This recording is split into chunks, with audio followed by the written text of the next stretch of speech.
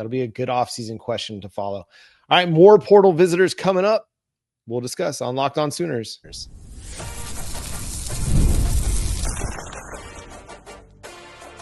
You are Locked On Sooners, your daily podcast on the Oklahoma Sooners. Part of the Locked On Podcast Network, your team every day.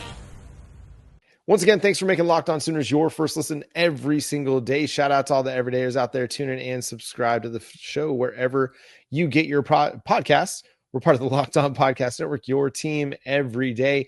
Jay, the Oklahoma Sooners planning to host a couple more players via the transfer portal, and one of those is Davian Dozier, Appalachian State wide receiver. Started his career at Arkansas, but only played in 4 games over the first couple of seasons before transferring to App State for 2025. 20 catches for 448 yards and 5 touchdowns. For those doing the math out there, that's 22.4 yards per reception.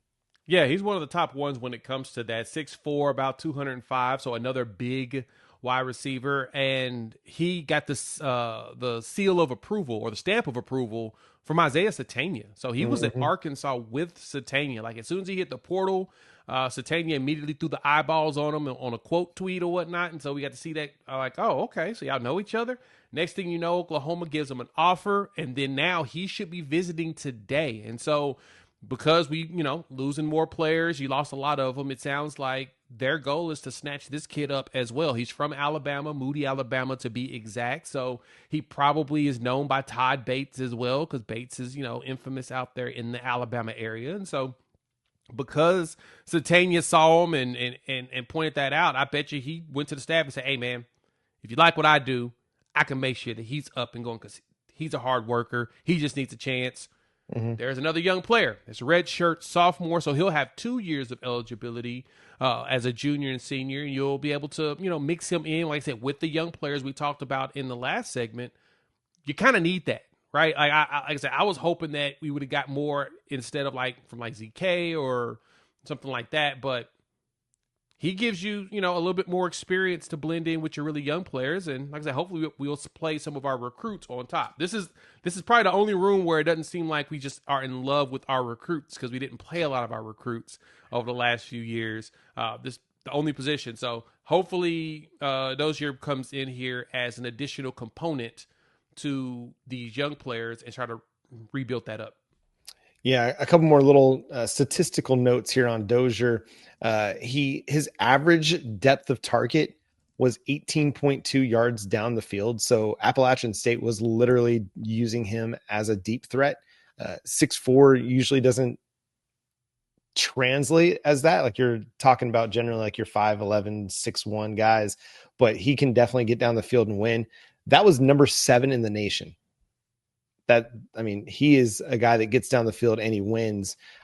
So it's an intriguing piece. And I think, again, he mixes in on the outside, but he also has some experience in the slot. He played 28% of his snaps in the slot, according to Pro Football Focus. So that gives you a little bit of positional versatility, which I think is good. You don't want to necessarily have guys locked in. And when you go 4 wide receivers, you could have Terrell Harris, Parker Livingston on the outside, Isaiah Satania, and Davian Dozier on the inside. And hey, maybe a Jermichael Carter as well. So I think adding a little bit more veteran experience, it gives you some insurance. We've seen injuries. We've seen them have to go to their 2 deep quite a lot over the last few years. So that gives you some good insurance out there. The other portal visitor, Jay, that they're going to have is another, offensive lineman? Yep. Guy, Peyton Joseph, P. Groovy, as he goes by, getting an offer from the Oklahoma Sooners and will be visiting Oklahoma on January the 9th, which is going to be Friday. Yeah, he's going to be pulling up. He'll be at Tulane first and then Oklahoma. He's gotten a good amount of offers out there. He's young as well. I believe he has about 3 to 4 years of eligibility. He actually has 4 years of eligibility. He was a 4-star in the 2025 class. So he's at Georgia Tech, and Georgia Tech's pretty tough to get into. Plus, the one thing I do appreciate about players that come from Brett Key's team, just in general, they're very physical. That is like the biggest thing about the way that they play ball. They're going to go out there and be punishing. Y'all want some punishing dudes? He would be one since they kind of recruited him in. And so he's one that you could, leverage to, be super punishing on that offensive line. But he's a young offensive lineman. We've talked about how we've got to get some additional depth on top of players that compete for starting spots. To me, this is an example of one of those that can do that. I think he's one that will be able to compete. We've got a very young line, so he'll be one to be able to grow up with everybody else on the line. And like I said, maybe at some point take the spot. Hopefully he develops into one that can push and take, get in there in that right guard or something, or at the left guard and you move EPL to the right or something like that. You would love to see that, but it just kind of depends on his development. I think he can also play a little bit in the middle at center also, so gives you a little bit of versatility there. Not sure on that. I think I've seen it somewhere, but I can't remember. But no matter what, you're going to need more bodies. So expect some bodies that are going to be super young, some bodies that are going to be only for 1-year rentals. Usually your 1-year rentals are players they expect to start or play a lot just because they scouted them for a while. But I expect this to be one of those depth pieces that we can leverage, and not only in practice, but potentially push to get on the field. Well, with 4 years of eligibility remaining, you've got time to figure it out. And hopefully you can get this commitment, because you do need somebody that's got some potential, and you need to just kind of continue backfilling, so to speak. You lost, Derek Simmons, Luke Baklenko, you lost Logan Howland, you lost a lot of offensive tackles. And this is one of those guys that has that potential to be at least a versatile swing tackle for you, can back up maybe both positions. I think they'll probably gear him up to do that, because you got a Marion Harris. He's going to play right tackle for you, it sounds like, based on what he told Parker Thune of OU Insider. You've also got Ryan Foje that can play right tackle. I think that would be his best spot, but it looks like maybe they're going to leverage him more at guard. There'll be a little bit of competition there between Ryan Foje, Heath Ozida. You're going to need, though, somebody that you believe has got potential and has talent that could come in and at least serve as a backup early in his Oklahoma career, with the idea that, hey, we've got plans for you to be able to start for us at some point. But you got to get them in. You got to get them in house. You got to get them on campus, and they've got to be in the system and working with Bill Beatonbow and be developing and get ready to go play football at some point. And as we've seen in the past, with all the injuries that you have and you deal with, you got to have guys that are able to step in and fill in for some of your starters at times.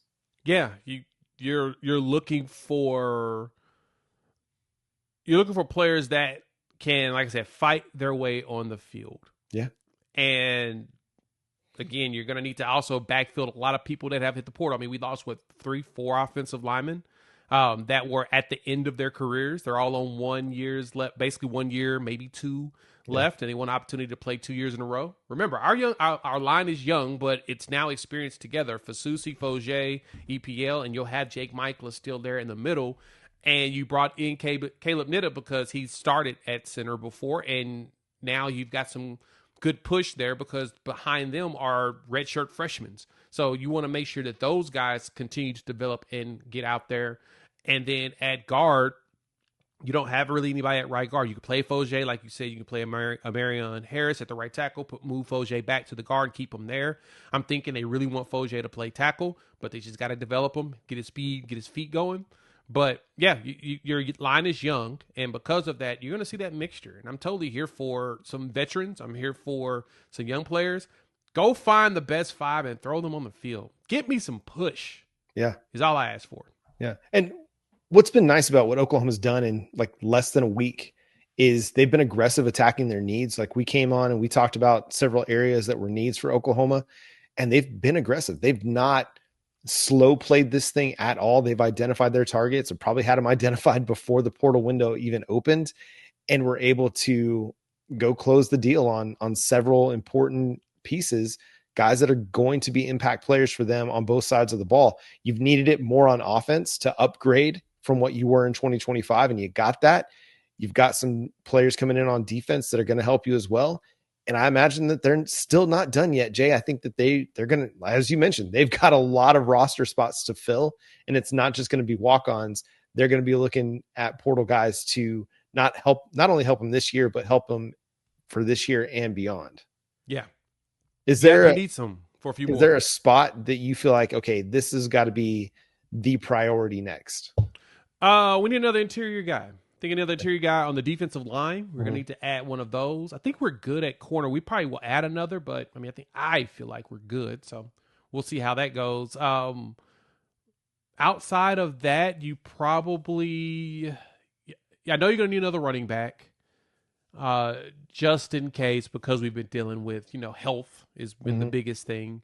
But yeah, I think an interior defensive lineman is going to be one that we really need to get our hands on. Just one more to go what we got. Like I said, Marcus Strong is gone to Clemson, which is a great land for him. Kind of funny that Clemson has taken a player from Brent Venables before Brent Venables has taken a player from Clemson. Even though technically Jaren Kanak counts. I think we should count Jaren Kanak, but most people won't. Against Brent Venables' wishes, Jaren Kanak. Yeah, because he just said, I'm going. I don't care what you say. I'm walking. I'm going to roll it OU. I'm going to show up at practice. What you going to do? Tell me no? And I don't think good thing Brent Venables wasn't dumb enough to tell him no. So yeah, exactly. We'll see. It ultimately worked out. Yeah, I think you're right. Interior defensive line, still offensive line. Obviously, if you can get Peyton Joseph, that helps a lot. And then, but I think you're good pretty much everywhere else. If you decide to add another running back, fine. If you feel like going into this season with Xavier Robinson, Torrey Blaylock, Jonathan Hatton, DeZephan Walker, Gabe Sawchuk is good, then by all means, listen, I'm not one to sit here and doubt their evaluation abilities, because they told us last year we didn't need a cornerback, and lo and behold, they didn't need a cornerback. Nope. So yeah, I trust that. That was one thing I trusted on that part, is you saying that, because we don't need a corner. We need to get ourselves a corner. And Cortland Guillory showed up. I was like, I knew he was going to play, but dang, I didn't know he was going to play like this. All right. Yeah. Let's go for it. Yeah. So we'll see what happens. We got a lot of really impressive and talented kids coming in the 2026 recruiting class that really helps. And the good thing about where they're at right now, Jay, is they don't need anything. It's about wanting things at this point. They're not going to be desperate to sign anybody. They've done some really good legwork already. And that's going to do it for today's episode of Locked On Sooners. Thanks so much for tuning in, being a part of the show. Subscribe to the show wherever you get your podcast. We're free and available on all podcast platforms and on YouTube. So hit that subscribe button, hit that notification bell to let you know when new episodes drop. And if you want ad-free audio access to Locked On Sooners, go to the Locked On Sooners LockedOnSooners.com/supercast or LockedOnPodcast.com/everydayerclub to find out more information about that. Follow Jay at Unfair Sports. Go check out his channel, Unfair Sports, for more Oklahoma Sooners and college football coverage. You can follow me at John 9 Williams and read my work covering the Sooners over at SoonersWire.com. The show is at Locked On Sooners on all of your favorite social media platforms. But until next time, he's Jay Smith. I'm John Williams. We'll talk to you then. Boomer Sooner.